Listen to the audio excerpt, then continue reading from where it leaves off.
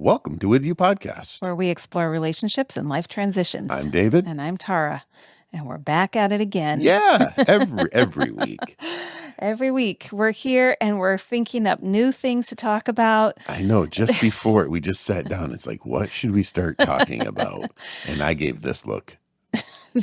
So blank. Yeah, I forgot. Completely blank. Listening Completely and silent. blank. But it made me think about, like, how do you start a conversation? Because we were like, how do we start a conversation? Yeah. And we don't want to talk about the same thing we talk about all the time. It gets old. Well, I mean, I think that's a problem for a lot of people in these trying times, let's just say. Like, there are a lot of what? I can't talk. See, words are a problem. Landmines, Or line dangerous mans. spots for Yeah. communication that people want to avoid. And I think it's kind of a known thing that the younger generation, because they've grown up with just more screen time and more virtual conversations, that it's more challenging Yeah. sometimes for them with a face-to-face conversation. I mean, it's just not it's not done as Yeah. often. Job interviews aren't always in person. Well, and it's like for us, we went on a walk last night. We ran into 3 friends. I think it was even more.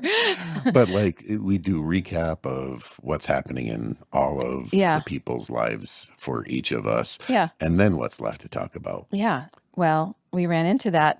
Politics. And everybody says, no. I We don't- like that discomfort of it's not, I don't like talking about politics, but I like seeing the whole relational dynamic that goes on of like raising a controversial issue Yeah. and seeing everybody get uncomfortable. I know you love discomfort. It's the strangest thing about It you. gives me so much joy. It was so fun because you're like, no. Yeah, both the wives were like, nope, guys, no, we're not doing this. And so then we talked about future plans and then said, all right, well, we'll see you. Yeah, there is kind of like a routine though, isn't there? Like when you talk with people of just like, oh, hi, how are you? How are you? Like, then how's your family? How's everybody doing? What's new? Have you been anywhere lately? There's just kind of a set list, you know? Yeah, it's a dance. Mm-hmm. And it's culturally informed because like asking, how are you in the States? We just say fine and we move on. Nobody wants the real answer. No one's really, they're not really asking. It's a Yeah. little filler to figure out what you're going to talk about. When we're overseas, that's a 20-25 minute because people share. Mm-hmm. And so the art of conversation, and we talked a little bit about this previously, the art of conversation is something that's really, really important. And in friendship, having things to talk about. And so this has been something we've been thinking about. Yeah. And we did with our kids when they were little too. Yeah, that's true. Yeah, so we thought we'd have some fun with conversation topics today. And it kind of Yay! was sparked by, I saw actually a social media post from, I think it's called ordinaryandhappy.com, Oh, where they what are you surfing? it just popped up. So I must think that's what I'm interested in. Yeah. But it's a website, I think, that makes lists and checklists and ideas for communication and connection and activities and things. So Yeah. it was just a little prompt, and it had these fun conversation questions. So we kind of were inspired by that, added some of our own, and thought we could select randomly from some of these questions and ask each other.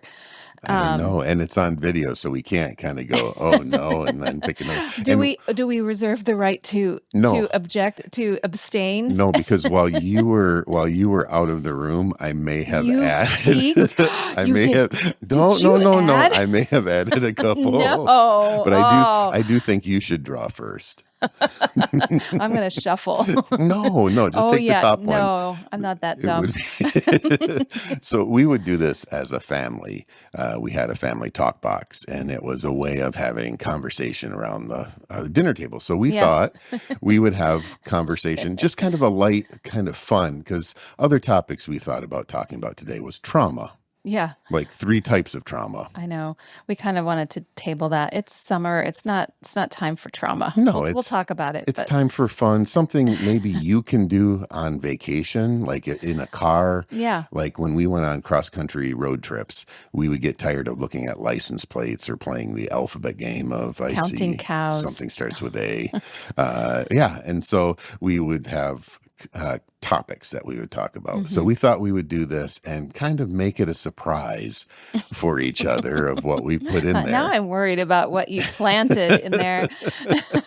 So we'll see what happens. We did do this when the kids were little. We would have a box that they could put their own questions in. Yeah, to and make that- it a little bit safer and easier and less direct. Yeah, and we had questions in there, and they could be funny, they could be serious, they could be whatever. And we would pull a couple out at the dinner table sometimes. And you always put the same question in there.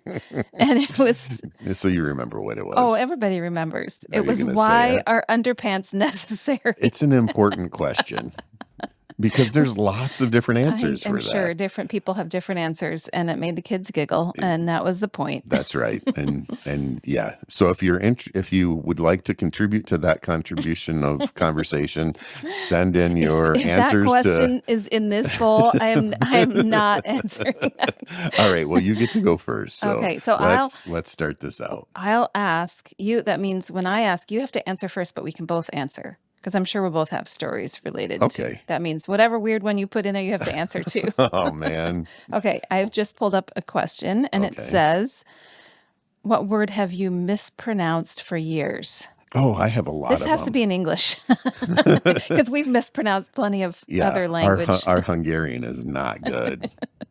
Because if you pronounce egeshegedra wrong, it has a whole different Something meaning. completely different. I think I have a problem with T's and D's. Yeah, So there's words like Yeah. across, yeah, that drives like me let's go nuts. across the street. Yeah, and there's no T there. Well, it sounds like there should be. Yeah, And demoned yeah, yeah. You Or- add a D. added. Well, I don't think I added D. I think it's just the right way. Or is it catty corner? I say that one right. I think that's But kitty corner. but so what makes a proper pronunciation? Well, it's kind of in the dictionary, and it has a Oh, details. But yeah, so socially acceptable way to say a word. those are the two that come to mind: across Okay. and demoned. Well, you'll have to help me if you can think of any I mispronounce, but I'm very careful with my words and my pronunciation. But I do remember as a child. I think That- you had a hard time with landmine and lineman just recently. I just did. But who's keeping score? No one's It keeping says score. Fumble. It says mispronounced for years, I believe. Oh, all right. Well, that Okay. that's a one-off. Nice try. Yeah. But I do know as a child, I mispronounced the word caterpillar. I thought it was calipitter. And I really couldn't understand what I was saying wrong. Like people would giggle when I said calipitter, Yeah. but I couldn't figure out what I knew it didn't sound quite right, but I couldn't figure it out. Yeah. You also have what's that pasta that's common that starts with P? Yeah, I never pronounced spaghetti wrong. Pescetti. Well, most children do. Yeah. So caterpillar, Yeah, calipitter, Yeah. pitter? calipitter. That's hard to say. Caterpillar. I also remember that when, before I guess I had ever seen this in writing, because when I see something in writing, it's locked in. Yeah. For me, it's visual. Like if I have to see it in writing to understand a word. And I remember when people talked about human beings when Yeah. I was a child, I really thought it was beans, human beans, human beans. Oh, So, wow. and like, I would listen and try to figure out why were they called human beings? Yeah, It gives a whole new Until- perspective of people. it does. Like you're full of beans. You're like, Yeah. well, it's because they're a human being. Yeah. I think I had a light bulb moment when I saw it written at some point, and I was like, oh, that makes sense. Well, and there's regional dialects in the way that thing, like Milik. I didn't know that wasn't the word. Milk. Yeah, but Is it? my grandparents called it milk, or my grandma would put an R on everything, Yeah. like wash. Yeah. That's a regional But I difference. think technically that's mispronunciation. Maybe. We better not get into this. Well, but I think I do think it's fascinating. I just thought of another one That I say weird. that you would say weird, but it's the reasoning behind it is always fascinating to me because you are a visual person, Hmm. and so seeing it versus hearing it. Hmm. I'm an approximal person. Yeah. It's just close enough, which Yeah. is part of the problem Yeah. in language acquisition, Yeah. because in learning another language, it can be a slight mispronunciation has a whole different meaning. And so Yeah. that's the challenge in the English language Yeah. and for us. So, all right, All I, right. I Your forgot what I was turn. going to say. So we'll move on. When you think Oh, of that, you can just drop that as a little surprise yeah. at some point. Text message sent to the wrong person. Oh I dear. don't want to This talk about this. be uncomfortable. Okay, I you know gotta, the one you you're gotta. blushing. Well, I'm gonna have to You're share gonna it, have to share that but story. and I'm gonna have to apologize to my boss again for talking about this. But um, All right. You want me to tell my story I first? would prefer yes. Yeah. So have you texted the wrong person? Yes, And I if have. if so, what was the message that you sent?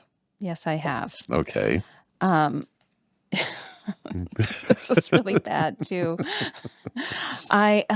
So when as a doula, sometimes so early in my doula days, I was on an agency team sort of situation where we shared a client with another doula, and the client was given to us by the agency. So I didn't initiate the first contact with this person. And sometimes they'd be, handed on, or I'd get a message saying, "Can you attend this birth?" or "This person needs help right now."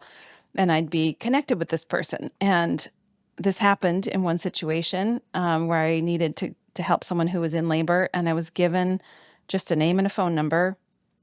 And I just typed the phone number into my phone and said something about labor and contractions and all kinds of stuff about birth, and said, I can be on my way. Can you let me know? Are you at the hospital? Whatever I said. Yeah. And there was no answer for a while. And about 10 minutes later, an answer came and said, "I think you've got the wrong person. I'm not now, nor have I ever been pregnant or in labor." Oh no. Yeah. So I had just mistyped one of the numbers, Yeah. And got someone. and got someone random. Luckily, they had a really good sense of humor about it, and they're like, "Good luck with that person. I hope it all goes well."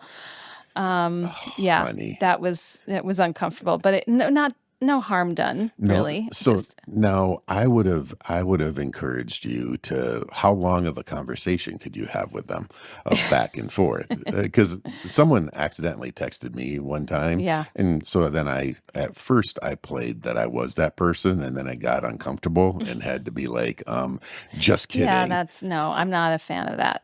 But it Yeah. makes you think. You have to be careful You do and have to be. and I go did learn a slow. lot from that mistake. Yeah. So when I text anyone that I've never texted before, I always start with "Hey, I introduce myself and just checking that this is so and so's phone number Yeah. before I go forward." Because Yeah. I also almost accidentally sent a Google Drive of birth photos to the wrong Oh family. That would no, that be would have been really bad. bad. Yeah. So I have been duly noted that Yeah. I need to double check. Well, yeah, confidential things or private things, Hmm. it can be really problematic. Hmm. All right, let's move on to the next one. No, that's your turn. Uh, a food you have tried to like, but you just can't. I don't know. Sushi, sadly. So many That's people true. love sushi, and I lived in Japan for a summer. If I was ever going to like sushi, it would be in Japan. Right. And I can eat it. It's not like I can't. I just don't love seaweed taste. Right, and you've tried. Yeah, We've gone to sushi restaurants as a family. The kids love they it. do. Yeah. And strangely enough, I like it, even though I grew up with just root vegetables. Yeah. But I think it was that your breakfast would crawl across the table was part of it. It was how fresh it was when you were living in Japan. Yeah. Yeah. But it's not that. I mean, I tried it here at a nice sushi place, Yeah, before I'd ever lived there. And it's just not just not your enjoyable thing. to me. No. All right. So that gave me time to think, and you tease me about this mercilessly. What is that? Any type of tropical fruit, I know. It's like one of the things slimy mango. mango is delicious. Mango is so awful. And papaya. And I even tried at the breakfast And we in try to Nairobi. trick you And sometimes and give you like a mango flavored drink, thinking you'll love it, and then no, you'll be up forever changed. nope. No. And I'm an adventurous eater. Like I try Yeah. just about I know anything. you'll eat a scorpion, but you won't eat a mango. Yeah, I don't know why, but I think there's something biochemistry. So I think both of our stories are there can be childhood trauma that leads to not eating certain Yeah. foods, and there can just be that it's not a good fit with your microbiome. Yeah. Could be. Because I just can't. I mean, Yeah. I try and I can eat it, but it's not enjoy. Everybody's like, "Oh, this is the best mango ever." And it feels like a slimy eyebrow Yeah. is what Yeah. it's like Yeah. for me. That's fine. More mango for me. More, yeah. And more sushi for you. more sushi for me. And nobody wants eggplant. Nobody. So Okay, it's let's your turn. let's hope this isn't an eggplant based question. No. Family road trip where you got lost. You added I this one. didn't. I didn't. This was actually on the list from the No. website. Yes. We just talked about that with friends last I know. night. I know. Apparently, it's a thing that happens to people. Yeah. Well, let's not talk about the one we're both thinking about. Let's think about another Okay, time we let's think got about it lost. because we have told the road trip story a Yeah. lot I think in lots of places. so. I can answer this first. Okay. It wasn't that we got lost. I'm going to change the answer. It was we made a bad life choice in our trip. It was you and I, and we were driving to California, and we drove all night, and we slept on the side of the road. Okay. Yeah. That was a bad road trip because we were driving, and I don't know if you've gone long haul driving, but there's that 2 to 4 a.m. Yeah. time where it's really not safe to be on the road. Yeah. And we were driving. I forget where we were Okay. driving. I can give the context around that. So you were in graduate school in Pasadena, California, and we were going to a conference in Denver. Oh yeah, that's right. The Focus on the Family Yeah. conference. And we didn't have money to fly. We didn't have money to stay in a hotel along the way. We just drove across the desert through Las Vegas and Yeah. stopped in Las Vegas. Actually, we did stop the night in Las Vegas because you could get like a really cheap hotel room.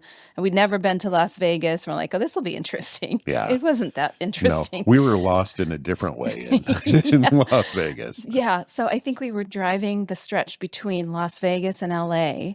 And because we just couldn't afford, we didn't even stay in the hotel where the conference was. We stayed in a tent Yeah. in the, Chief hosts a campground, and we slept in a tent. So we're on our way home and we're just trying to drive through the night. And it was that horrible time. Yeah, Yeah. we had the windows Between rolled midnight. down. We were trying to stay awake, but we were getting so Music. drowsy. And so we pulled off the side of the highway and slept Yeah. until we got woken up Yeah. by someone knocking on the window. Yeah. And we're like, oh, and it was A police officer police saying, you officer. need to move it along. This isn't a it's safe place to not sleep. safe. I don't even think we were in a truck stop. We were just no, along it was the gravel. side of the road. Yeah, yeah. Yeah. But we said, but we were super tired. And he's like, I don't care. Yeah. Just you need to move along. go a little farther down the road. So I remember that was real scary and thinking, given that experience, we really did work at intentionally figuring out where we were going to go on family road trips in terms of being done by early evening so that we didn't have We to never do that. drive all through the night. No, but we'll do a 14-hour Yeah, drive, we'll get the kids up at 4 4 o'clock in the a.m. morning. And doggone it, if our kids didn't sleep either, we thought, get them up early, put them in the car, they'll sleep the first. Nope. Lots of questions in the dark as we drive. Yeah. So, can you think of a family road trip getting lost? Maybe Oh, you're growing man. up Oh. because, like, Well, your dad okay. would intentionally get lost in So, Africa. yeah, if we're being more loose with that definition, I can talk about family road trips. Yeah. Yes, in Kenya, we would drive sometimes to see my uncle who lived in the far north, like places where there literally weren't roads. So we would drive and we would just be driving in this sort of, I mean, you've seen Kenya, but like sort of sparse bushes around, but Yeah. no, you could sort of see a track that maybe was a road. And we would just marvel that my dad would find the way to the house at all. Like he just had a great sense of direction. And along the way, of course, there'd be adventures like we'd get a flat tire, we'd get stuck in the mud, we'd be sitting eating snacks by the side of the road with monkeys jumping around. And, I'd be worried that, yeah, we'd be stuck there forever. Yeah. But somehow we always got out of those messes, found our way. Well, and yeah, and your mom, her driving that beat up little truck that she had and having to We change had a little tires. van And that she called a tin can on wheels, and that's very accurate description. because you talked about you could see the road through Yeah, the yeah. floorboards. Yeah, and the red dust would be coming up in the cracks of the floor. Yeah. Yeah. So very different, like life. And no one was correcting your dad about being off the road and just hanging out. No, well, and if he saw something great, like a leopard or, a lion making a kill, he Yeah. would just drive off the road, such as it was, and just bounce across the dirt to let us all just sit and watch whatever was happening with the It's animals. so amazing.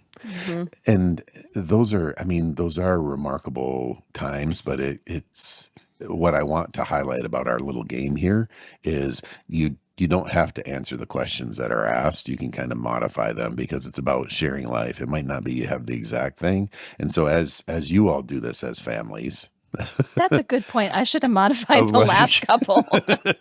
well, you get to ask the next one, but it's more about getting to know each other and Hmm. sharing life together. And I think that's sometimes we get so caught up in having to try to do the right thing. Especially, I know the younger generation, the college students, the grad students that I'm teaching, they want to do it right, Yeah. and it's like, well, this is just a guidepost to Yeah. invite you into a conversation. Right. And so the awkward conversations, the hilarity, all of that is part of the richness of conversation and friendship. Yeah. And the whole idea is that it's a prompt, right? So if it prompts a story that's related but not exactly the answer, that's okay. It's a story that probably needs to be shared. Yeah. All right. Let's Is it my do turn? yeah. Okay. Let's do another. Oh man. I'm scared of these now. Okay, a sport you wish you were good at, but you're not. And explain. Yeah, so growing up in a cold weather area, I wish I was better at ice skating and Huh. hockey. A lot of my friends, a lot of people that I grew up around, skating was just natural, and so playing hockey out on the pond or out on lake was the thing to do. And I never really excelled at that. I mean, from when I was little, my mom would take me to ice skating lessons, and I would my ankles weren't super strong. Mm-hmm. And so it would be like my toes would be pointed in and the blades would be pointed out, and it just wasn't good. Yeah. And so I think that's what I really would have been a better relational connection, because it's cold and icy in Western Michigan a lot. And so that was a lot of the activity. Instead, I played ball sports, Mm-hmm. baseball, and just poured myself into that. But you could only play it half the year. Yeah. Baseball, football, volleyball, I think were your 3 seasons. Yeah, and it was the winter one. I didn't have one, so I would say ice hockey, and it looks fun. It looks like it's a great sport, but I never learned to skate real well. So that would be it for me. How about for Okay. you? So many. We grew up moving around so much that I didn't we were always moving on, so I never really got into playing a sport for a long time. But I would say if I could be good at one, the ones that people play socially, Yeah. like volleyball and people to get together in the summer, I would love to be really good at that because I hate hearing, "Oh, nice try." Hate it. I hate it. Well, and like in youth group and when we're teenagers, did you get annoyed by the guys that would always like take the hit for you? Oh my gosh. Yeah. Right? Because I Yes. can picture we Yes. didn't know each other then, but you can see the gender difference and Yeah. Or you the get picked last for a team, or, people just kind of are generally accepting, but obviously just tolerating you on the team. It's not yeah. a nice thing. So man, I'm still so You're from all for that it's laughter. called verklempt. Yeah, You're yeah. verklempt from all the I'm laughter. so happy that our daughter, even though she's also 5'2", like me, joined the volleyball team, and she's still got a killer serve. And people are always surprised; they don't expect it from her, and that's really fun for her. And I love to watch her doing that. Do you think your experience and not having that opportunity somehow affected Annika and how her I thought about sports that right when person? I said that, but definitely not consciously. I mean, Yeah. she was always interested in playing sports and tried whatever. I never pushed her towards volleyball at all. I No. was really surprised when she wanted to do that with her friends. Yeah. Because she couldn't reach up and touch the bottom of the But net. yeah, It's weird. am I delighted that she has a different experience with sport than me? Yeah. Yeah. Yeah, definitely. And it's fun to see that in our kids. I think sport is so important. I guess my regret, thinking about sports regret, is I really didn't take up a sport except for volleyball, but that was a lifelong sport. I think a Mhm. regret in terms of my own kind of growing up and parenting, that we privileged the competitive sports Well, of okay, the let's community. talk about this I because know, I I know. tried to push for tennis, swimming, and golf, which are, lifelong sports. Yeah.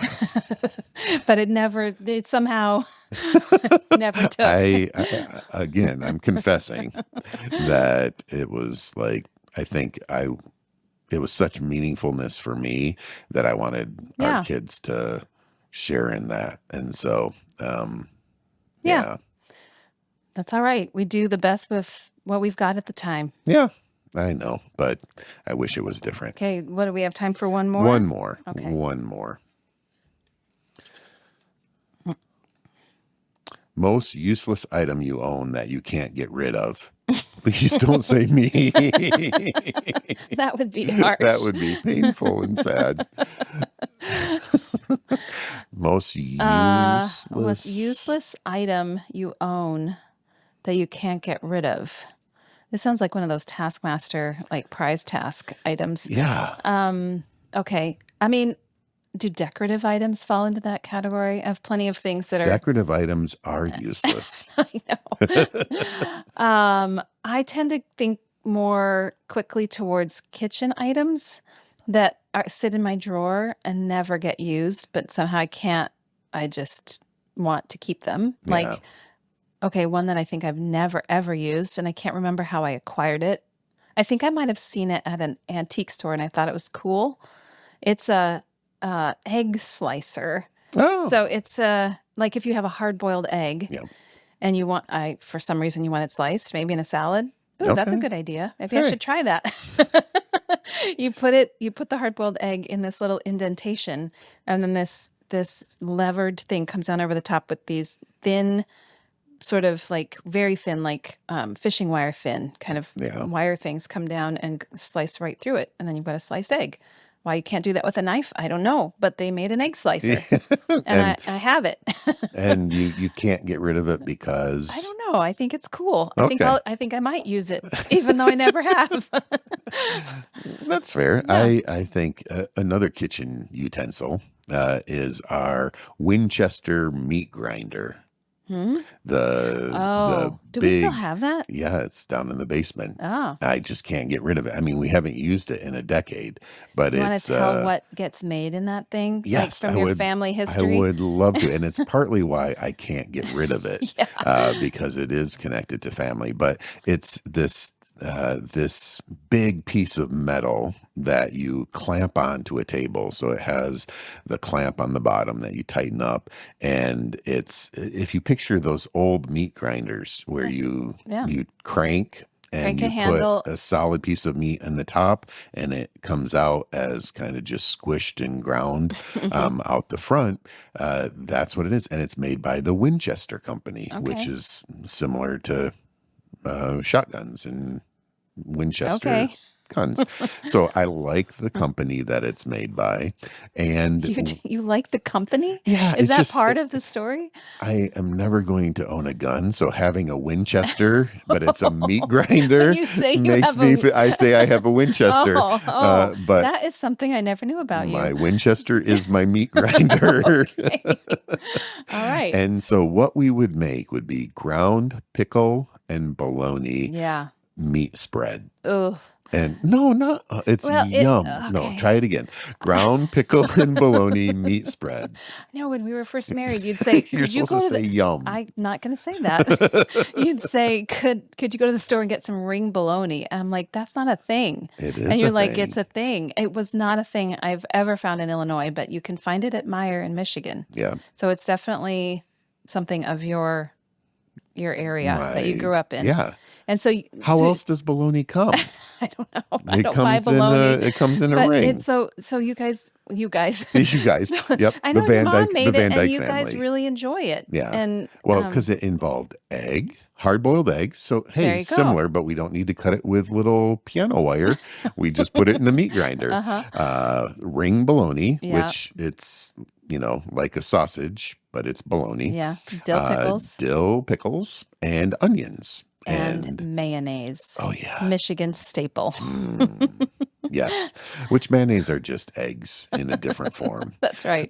So we would put the bologna in, grind it, put an egg in, put pickles in, put onion in, and then you'd have this ground up, beautiful mess. And then you'd put mayo in it. And then you'd have it. Of the beholder. And then you'd have it on white bread. Yeah. Because there's no nutritional value in that.